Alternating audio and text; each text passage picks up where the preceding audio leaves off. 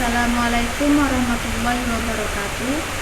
Perkenalkan, saya Dia Lestari, NIM 2017-1595, Prodi Teknik Informatika, Fakultas Teknik dan Ilmu Komputer, Universitas Sains Unpad. Di sini saya akan mempresentasikan hasil laporan kerja praktek yang berjudul Implementasi Aktivitas Kursus e-course pada Fastikom Unsik. E-course sendiri adalah serangkaian pengalaman instruksional dengan menggunakan jaringan digital untuk berinteraksi. Istilah e-learning atau online course telah dilontarkan cukup banyak orang dalam beberapa tahun terakhir. Namun masih banyak yang tidak menyadari apa arti sebenarnya dan bagaimana hal itu dapat membantu meraih kesuksesan baik dalam hidup profesional dan pribadi mereka.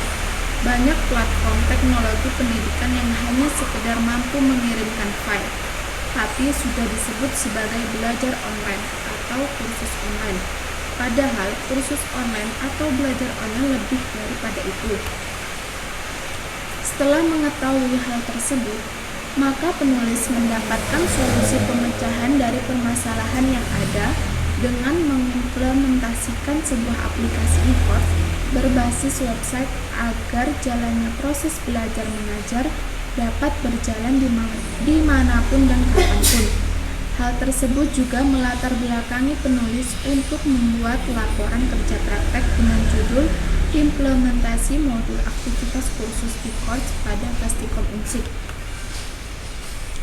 Tujuan dari kerja praktek itu sendiri: 1. Menghasilkan sistem pembelajaran berbasis web dalam membantu dosen dalam proses belajar mengajar mata kuliah. Yang kedua, merancang sistem e-course untuk menggantikan sistem e-learning yang sudah ada. 3. Meningkatkan partisipasi aktif dari mahasiswa pada saat pembelajaran berlangsung. Batasan kerja praktek: 1. Online course dikembangkan pada perangkat mobile. Yang kedua, lingkungan pengembangan dan pengujian online course dilakukan di Fastikom Unsik. Yang ketiga, online course ditunjukkan untuk semua mahasiswa Fastikom Unsik. Metode pengembangan sistem. Metode pengembangan sistem yang digunakan penulis dalam penelitian ini adalah metode waterfall. Metode waterfall merupakan salah satu model pengembangan perangkat lunak yang ada di dalam model SLDC atau Sequential Development Life Cycle. Model waterfall menyediakan pendekatan alur hidup perangkat lunak secara sekuensial atau terurut dimulai dari analisis, desain, pengkodean, pengujian, dan tahap pendukung support.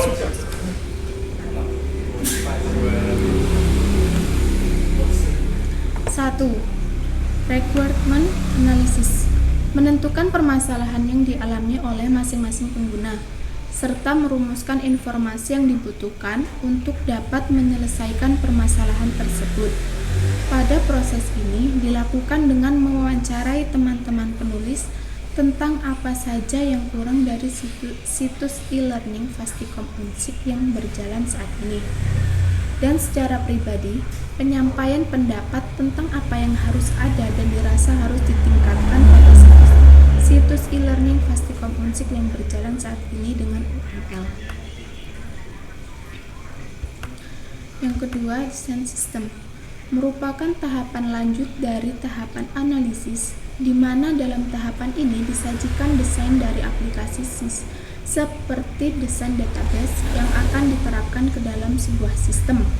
Pada fase desain sistem ini, selain dikonsultasikan kepada teman-teman penulis di lingkungan kepada dosen pembimbing kerja praktek yang dalam pelaksanaannya adalah klien.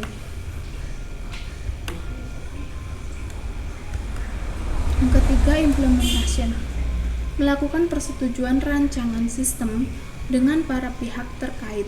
Setelah rancangan disetujui, maka akan diubah menjadi bentuk kode program. Pengimplementasian pada sistem yang dibuat ini menggunakan bahasa pemrograman PHP, CSS, dan MySQL. Yang keempat, verification. Pada tahapan ini, unit-unit program diintegrasikan dan diuji keterkaitannya, sehingga menjadi sistem yang lengkap dan dapat digunakan sebagaimana mestinya. Pada fase ini, selain diujikan di antara seluruh anggota tim, pengujian juga ditujukan bagi klien. Dalam hal ini adalah dosen pembimbing kerja praktek, sehingga klien akan mengetahui apakah aplikasi yang sudah dibuat memenuhi standar kemauan klien itu sendiri. Yang kelima, maintenance. Tahapan pemeliharaan atau maintenance termasuk dalam tahap pembetulan kesalahan atau bug yang ditemukan saat melakukan uji coba sistem dan juga perawatan selama sistem tersebut berjalan. Analisa kebutuhan perangkat keras. Spesifikasi perangkat keras yang digunakan penulis dalam menyelesaikan proyek ini adalah operating system Windows 7 Ultimate 32 bit, prosesor Intel, dan memori 3 GB. Pembahasan implementasi.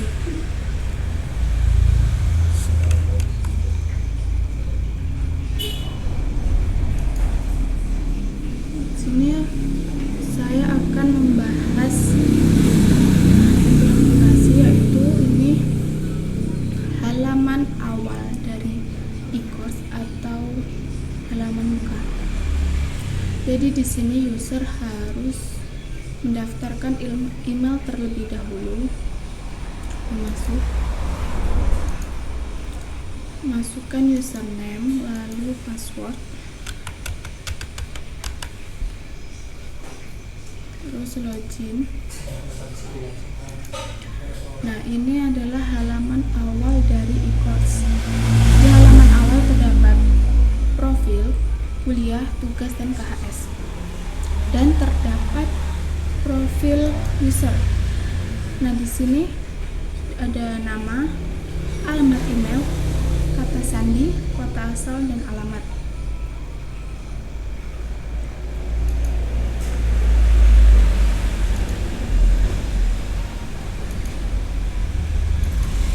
Nah, di sini profil Unsik. Di sini terdapat sejarah berdirinya Unsik, visi dan misi, serta tujuan.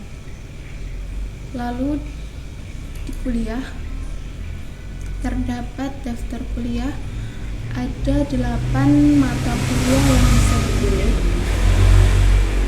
dan beserta nama dosen. Kalau memilih kuliah pengembangan Android, pilih kelas. Assalamualaikum warahmatullahi wabarakatuh. Selamat malam teman-teman. Ketemu lagi dengan saya Muhammad Nur Fawaik dari Coding. Oke, pada kesempatan kali ini kalau biasanya kita belajar tentang ada 2, yaitu berbentuk PDF dan video.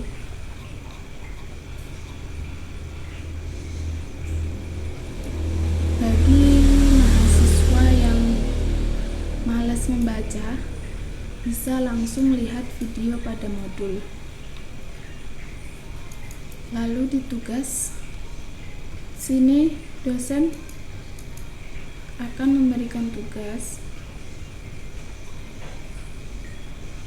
lalu bisa di-download di icon ini. Setelah itu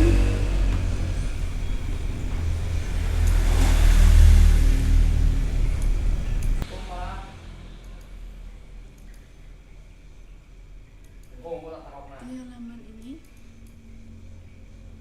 jika mau upload tugas yang sudah selesai, ini di form ini tinggal pilih formatnya dan langsung diupload. Lalu di KHS itu ada dari semester 1 sampai semester 8. Di sini mahasiswa bisa hanya sekedar melihat nilai ataupun juga mau mendownloadnya di icon ini ya. Terus sekian pembahasan implementasi pada e-course. Kesimpulan dari program ini yaitu: 1. Pembangunan sistem e-course ini dapat dijadikan sebagai media pengimplementasian ilmu yang didapat selama perkuliahan dan menjadi bentuk sistem yang nyata. Sistem yang dibangun nantinya diharapkan dapat menjadi wadah untuk mempermudah proses belajar mengajar yang dilakukan di kelas intensif.